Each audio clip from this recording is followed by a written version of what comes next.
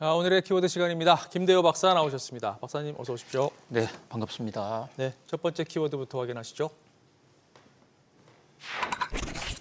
금리 인하 시간표. 자, 연준 내부에서 9월 금리 인하 시그널이 계속해서 나오고 있습니다. 밤사이에도 닐 카시카리 미니애폴리스 연은 총재가 움직일 때가 된 것 같다. 아무것도 안 하는 것보다는 낫다. 이렇게 얘기를 했는데 그에 따라서 금리 시간표도 좀 빨라지는 것 같습니다.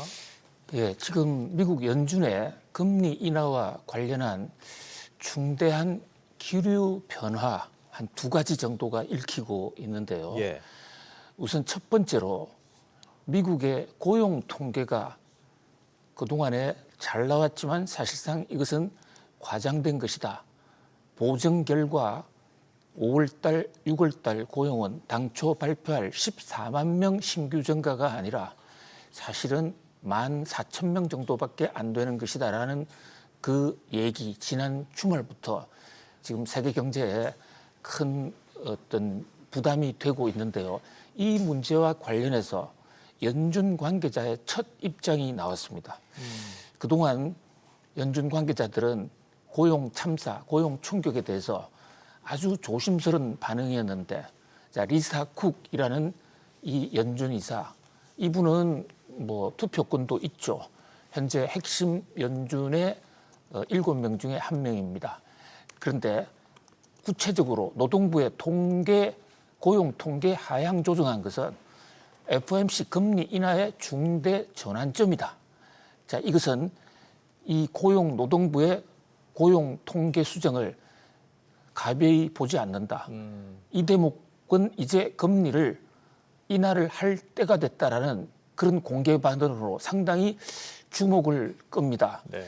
자, 키시케리 또 연방준비은행 총재도 이분은 아예 기준금리를 조정하는 것이 적절하다. 예.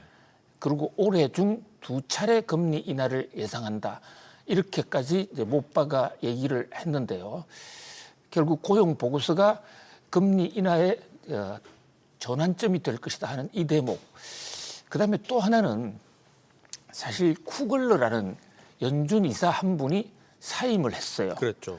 이 대목을 가벼이 보면 안 됩니다. 이게요. 트럼프 대통령 입장에서는 완전히 날개를 달았어요. 왜냐하면 우리가 그동안에 트럼프 대통령이 연준 의장 제롬 파월을 해고하고 새로운 연준 이사를 임명할 것이다 그랬는데 이게 연방은행법상 제롬 파월이 사표를 내지 않으면 해고하기가 쉽지가 않아요. 예. 그런데 현행 연방은행법에요. 연준 의장은 반드시 연준 이사여야만 이사 중에서 뽑도록 명문화가 되어 있습니다. 네. 우리나라도 보통 주식회사예요. 주식회사 대표 CEO를 뽑을 때 주총에서 뽑는 게 아닙니다. 주총에서는 이사만 뽑아요. 이사 중에서 한 명을 이사회에서 CEO로 뽑는 거거든요. 그런데 연준은 임기가 있단 말입니다. 네. 연준 의장뿐만 아니라 나머지 연준 의원들도 전부 임기가 있습니다. 임기 14년. 엄청난 자리거든요. 방금 금리 인하를 해야 되겠다는 리사 쿡. 저분은 38년까지 연준 이사를 하게 되어 있습니다. 남았군요. 우리 그때까지 살 수 있을지 모르겠습니다만은. 예. 자, 그런데 아드리아니 쿠글러라는 분, 이분은 조지타운 대학 교수이기도 하고 학계에서도 상당히 유명한 분인데요. 이분이 내년 2026년 1월 달 임기인데 예. 8월 5일부로 사표 냈습니다. 이미 이제 떠났습니다. 그렇게 되면 트럼프 입장에서는 연준 이사를 누군가 한 명 심을 수가 있어요. 네. 실제로 트럼프 대통령이 연준 이사 후보로 케빈을 뽑겠다 해서 이름까지 나왔습니다. 케빈. 근데 케빈이라는 이름이 두 명이 있거든요. 명이더라고요. 예. 네. 두 명 다 연준의 이사 자격이 상당히 있는 분인데 이 두 분 중에 한 분이 연준 의장이 될 가능성이 상당히 높아요. 그러면 그림자 의장이 되는 거네. 그렇습니다. 바로 네. 그림자 의장을 제롬 파월을 사표 안 내도 한 명 박아 넣는다는 거죠. 그렇게 되면 자, 제롬 파월의 의장으로서 임기는 내년 1월 달까지 끝나는 거거든요. 5월 아닌가요? 내년 5월요. 예. 내년 5월에 끝나요. 이제 쿠글러가 1월이고요. 내년 5월에 끝나는데 다른 연준 위원들은 누구하고 오래 사느냐, 누구하고 오래 활동을 하느냐.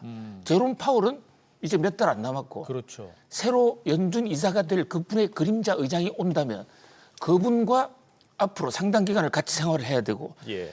또 그 전에도 이제 회의를 할 때 현 의장도 물론 중요하지만 차기 의장 될 사람의 눈치를 더 중요하겠죠. 옆에서 많이 볼 수밖에 없지 않습니까? 그렇죠.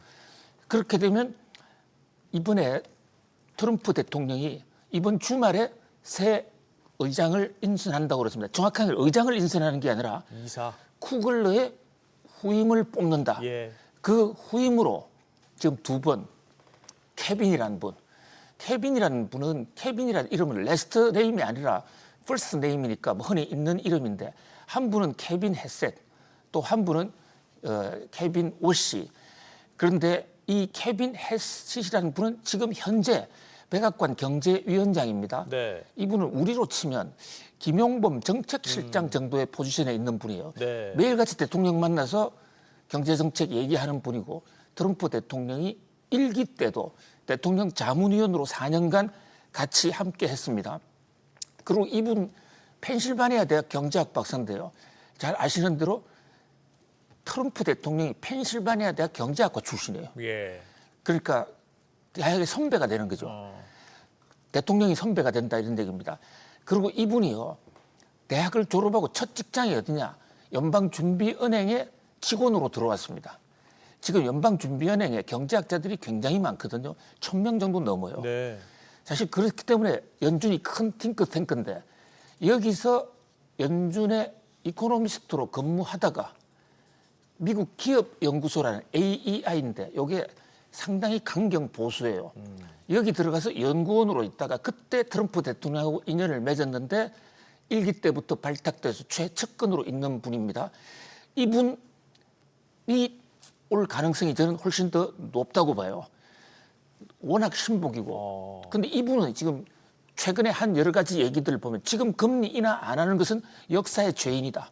이렇게 얘기하거든요. 예. 그러니까 이분이 그림자 의장으로 오신다면 연준의 분위기는 확 바뀐다. 적어도 제롬 파월의 1인 치하는 끝난다. 이렇게 볼 수 있습니다. 자, 또 한 사람 케빈 오시도 역시 케빈인데 이분도 공화당 성향인데 이분은 하버드 로스쿨 출신이에요. 그리고 모간 스탠리 우리나라에 대해서 굉장히 공격적으로 네. 애널리스트 보고서를 만든 그 모간 스탠리 부사장을 했고 2006년부터 2011년까지 연준 이사를 했습니다. 부시 대통령이 선임을 해서 연준 이사를 한번 했어요. 그때 버냉키의 가장 최측근으로서 많은 기능을 했는데 우리나라하고 인연이 있습니다. 현재 지금 미국 쿠팡 이사예요. 이사군요. 예. 쿠팡에 우리나라 그 코리안 아메리칸 한국계 미국인 김범석 씨인가요? 예. 김범석 씨가 대표인데 그분이 하버드 출신 아닙니까? 예. 그쪽에 선후배지간이에요. 그렇군요.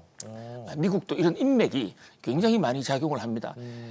그 미국의 쿠팡을 미국 정가에다가 로비도 해주고 여러 가지 소개도 시켜주는데 케빈 오시가 많이 활약을 했는데 연준 이사를 했기 때문에 네. 저분은 사실 연준에서 훨씬 더 포지션이 높죠. 아까 말씀드린 케빈 해시슨 연준에서 직원이었단 말입니다. 예. 직원이었기 때문에 사실 직원에서 바로 연준 이사 가는 게 그렇게 쉽지는 않아요. 그렇죠. 거기다가 또 케빈 헬시 이분은 현직 대통령의 참모지 않습니까? 현직 대통령의 참모를 중앙은행 의장으로 가져가면 이것은 바로 대통령의 중앙은행 독립성 그 저해, 논란이 있겠는데요. 신복을 집어넣는다. 예. 자, 여기 있어요.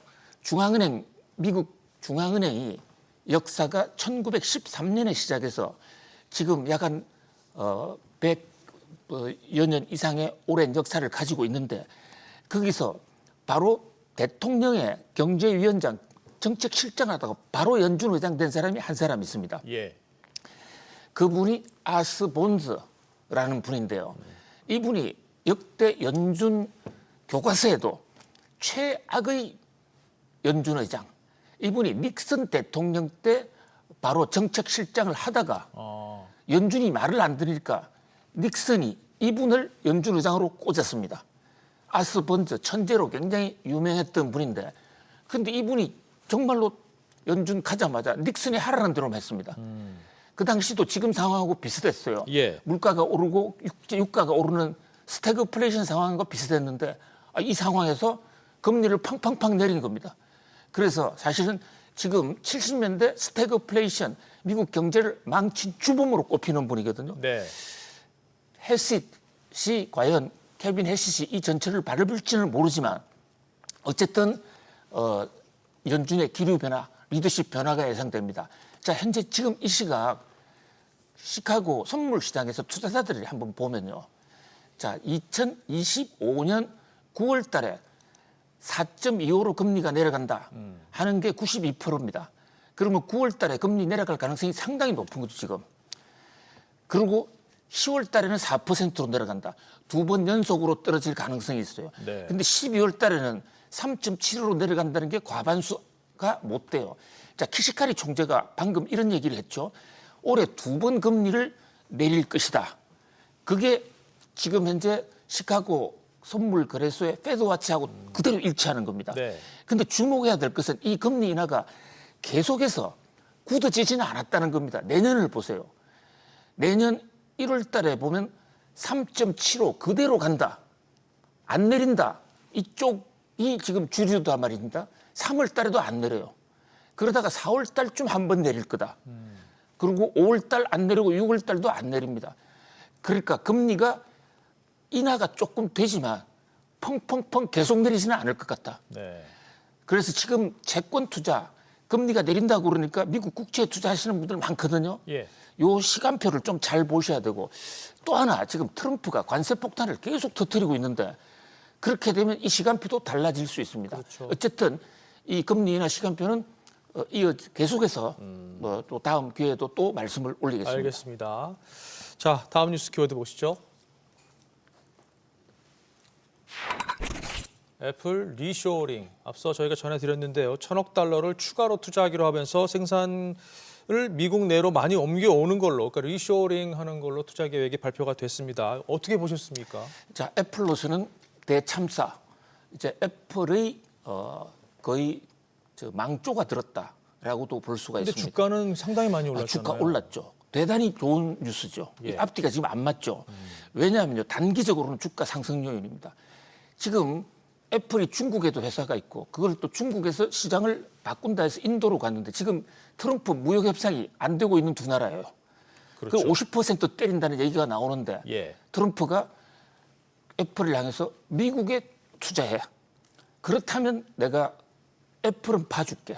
안 한다면 그냥 외국에 있는 회사니까 관세 때릴게.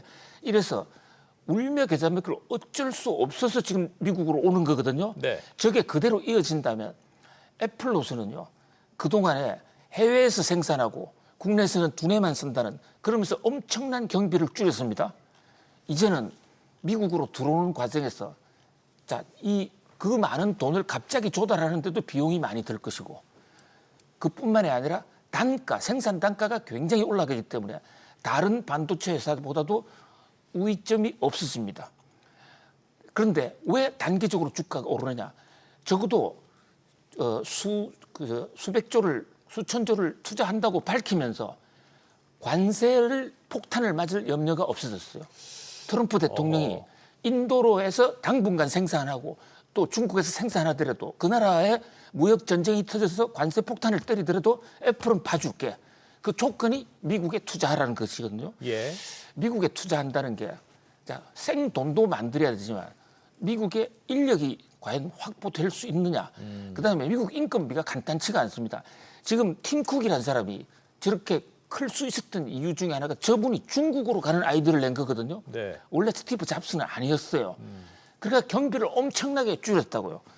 그래서 해외에서 싸게 만들어서 비싸게 판다는 전략인데 이제 팀 쿡의 마술은 끝났다.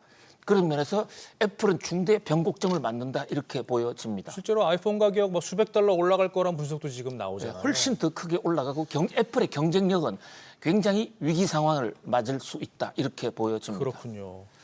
예, 다음 뉴스 키워드 보시겠습니다. 조원태 닭장. 자, 국내 이슈 좀 짚어보죠. 대한항공 얘기입니다. 최근 프리미엄 이코노미석을 도입을 하겠다 이렇게 얘기를 했는데 이 반대급부로 그러면 일반 이코노미석은 더 좁아지고 닭장처럼 되는 거 아니야? 이런 얘기가 나오는데 이 상황은 어떻게 보고 그렇습니다. 계십니까? 실제로 공개된 걸 보더라도 말이 좋아 프리미엄석인데 프리미엄석 몇 석 만들자고. 그게 이코노미석에다가 배치하는 거거든요. 예. 그러니까 나머지 이코노미석은 닭장처럼 줄어들어요. 그럴 수밖에 없죠. 이제 저같이 살이 많이 찐 사람은 이제 비행기 타기 굉장히 어렵게 됐어요. 박사님 뭐가 살이 찌셨습니까? 심각합니다. 대한항공 타기가 어렵게 됐는데 예. 자 공정위원회에서 여기에 대해서 문제를 제기했습니다. 만약에 대한항공이 평소 같으면 자기 마음대로 내부를 고칠 수도 있겠지만 지금 공정위가 이걸 보는 것은 독점의 횡포라는 것이거든요. 자 독점 대한항공과 아시아나 합병할 때 우리가 독점의 횡포를 부리지 않겠습니다 하고 10년간 하지 않겠다고 약속을 하고 허락을 받은 거란 말입니다. 그런데 지금 대한항공 노선이 아시아나까지 결합이 됐을 경우에 사실상 독점인데 자기가 닭장을 만들던 저는 쥐털을 안 만드는 것만 해도 다행이 아닌가 감사한 게 아닌가라는 그러니까 돈 좀 더 벌자고 저렇게 횡포를 부리는데 저것이 독점의 횡포다. 요 최근 들어서 대한항공과 아시아나 이게 다 통합한 주인이 조은태 회장님인데 마일리지 축소하죠. 항공로 폭리 취하죠. 또 최근 나온 뉴스는 발암물질을 가지고 청소해서 직원이 5명 암이 걸렸다는 겁니다. 직원만 암이 걸리겠습니까? 비행기 자주 타는 사람들은 어떻게 하느냐. 자, 우리가 사실 대한항공과 아시아나 엄청나게 어려워서 내부적으로 도산 위기까지 갔었는데 국민적 어떤 그 산업은행의 자금 지원을 통해서 예. 그래서 합병을 해서 살아났다. 그러면 지금 당장의 돈도 중요하지만 국민들의 민심을 얻고 사랑받는 국적기로 가는 것이 더 중요하지 않을까? 이런 식으로 날만 새면 조건태 리스크가 하나씩 튀어나오는 이런 세상에 과연 오래 갈 수 있을까? 예. 걱정이 태산이다 하는 생각이 듭니다. 알겠습니다. 자, 마지막 뉴스 키워드입니다. 폐가망신. 민주당 이춘석 의원 이제 탈당을 했으니까 그냥 의원이라고 불러야 되겠죠. 뭐 아주 안 좋은 타이밍에 지금 차명 주식 거래로 이재명 대통령이 얘기했던 폐가망신을 당하게 생겼는데 민주당은 일단 긴급 진화에 나서는 모습이고요. 지금 주식 양도세 반발이 커지는 이 타이밍에 이런 사태가 터졌으니까 이재명 대통령 입장에서는 상당히 곤혹스럽겠습니다. 예, 이재명 대통령이 대통령 당선되고 가장 먼저 간 곳 중에 하나, 가장 인상 깊은 곳이 한국거래소였고요. 거기서 주식 가지고 장난치면 폐가 망신 당하도록 하겠다는 정도가 아니라 주식 장난 폐가 망신한다는 것을 확실하게 보여주는 첫날이다. 이미 주식 가지고 장난치면 폐가 망신하는 시대에 들어섰다. 이런 얘기거든요. 예. 자, 지금 이춘석 의원 법사위원장이기도 했고 국정기획위원회 위원이기도 했고 정말 이 정권의 핵심 중에 핵심이었습니다. 그런데 근무 중에 이제 뭐 차명 계좌로 거래하는 모습이 뭐 추정되는 장면이 찍혔는데 그러나 현재까지 이춘석 의원의 해명을 들어볼 때 현재 이춘석 의원이 부정행위를 했는지 주식 가지고 장난을 쳤는지 그건 아직은 확실하지 않아요. 예. 저도 예단하고는 싶지는 않고요. 현재 이춘석 의원의 해명에 따르면 보좌관 핸드폰을 잘못 들고 왔고 그거로 본회의장에서 열어본 것이지 주식 거래를 하지 않았다는 것이거든요. 네. 자, 그런데 이제 문제는 이 대목과 관련해서 많은 전문가들의 얘기는 거기에 뭐 주식을 사고 파는 장면도 목도가 됐다. 만약에 그렇다면요. 이춘석 의원이 누굽니까? 국정기획위원회 제2경제분과장입니다. 저기서 최근에 국가대표 인공지능 AI라는 것을 발표했고 그날부터 관련 회사가 주가가 많이 올랐는데 그 우연한지는 모르지만 그 컴퓨터를 산 것으로 추정되는 그 컴퓨터에 그게 카카오페이, 네이버, LG 이런 회사를 구입을 한 것으로 돼 있는데 그게 바로 국가대표 인공지능 AI 수혜주거든요. 그렇다면 이것은 금융실명제법 위반을 떠나서 자본시장법상 미공개 중요 정보 위반 이게 만약에 혐의가 확정되면 이것은 최소 징역 5년 이상의 중범죄입니다. 사실이 아니기를 뭐 해명 바로 이런 의혹이 있기 때문에 이 대목은 이재명 대통령이 지금 긴급 지시한 대로 이 사건은 명명백백하게 밝히는 게 우선이다 이렇게 보여집니다. 그렇죠. 알겠습니다. 자, 오늘 짚어본 뉴스 키워드 다시 한번 보시죠.